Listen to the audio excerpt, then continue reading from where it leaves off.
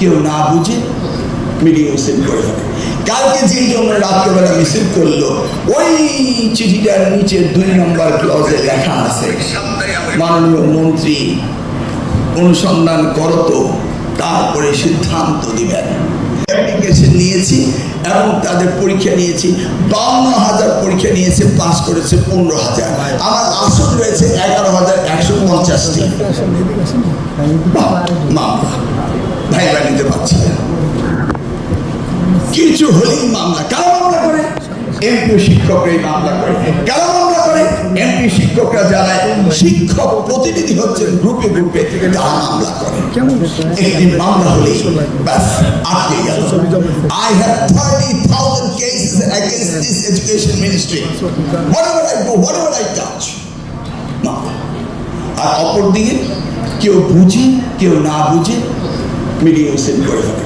কালকে যেই জন্য রাত্রেবেলা মিছিল করলো, ওই চিঠিটার নিচে 2 নম্বর ক্লজে লেখা আছে, মাননীয় মন্ত্রী অনুসন্ধান করতো, তারপরে সিদ্ধান্ত দিবেন। তো সেইটা নিয়ে কি মিছিল করতে পারে?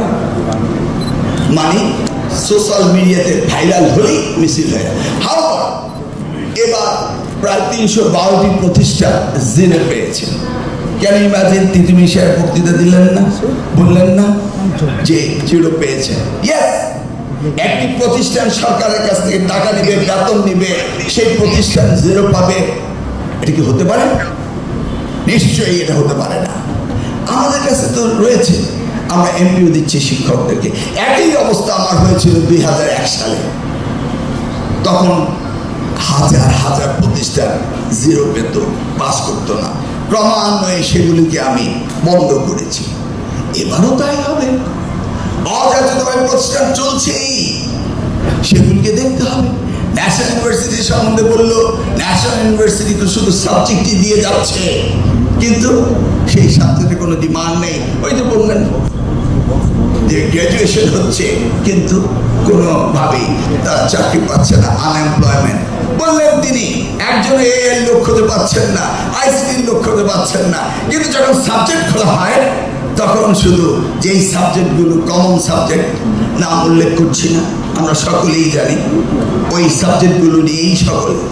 এই পর্যন্ত একটি কলেজকে আমি পারমিশন দেইনি, এই পর্যন্ত একটি স্কুলকে পারমিশন দেইনি, একা আটকে রেখেছি।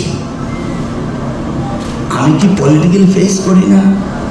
এই কলেজে অনার্স দিতে হবে, এই কলেজে ডিগ্রি এই সাবজেক্ট করতে হবে, এই কলেজে মাস্টার ডিগ্রি এই সাবজেক্ট করতে হবে। I am facing this music every day. আমি এমপি, আমার কলিগরাও এমপি, তারা চাচ্ছে। কিন্তু এইভাবে কি আমরা রাষ্ট্রকে শিক্ষা ব্যবস্থা এভাবে ঠেলে দেবো?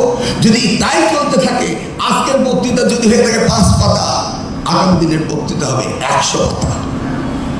দেখেন, আমাদের প্রধানমন্ত্রী তিনি বলেছেন ল্যাঙ্গুয়েজের উপরে, আজকের বক্তারা ল্যাঙ্গুয়েজের উপরে কথা বলে গেলেন। শুধু ইংলিশই ল্যাঙ্গুয়েজ, ম্যান্ডারিন কি ল্যাঙ্গুয়েজ না? আমরা কি এখন ইস্টে যাচ্ছি না, সাউথ ইস্টে যাচ্ছি না? আমরা কি সকলেই এখন ইউরোপ আমেরিকা যাচ্ছি?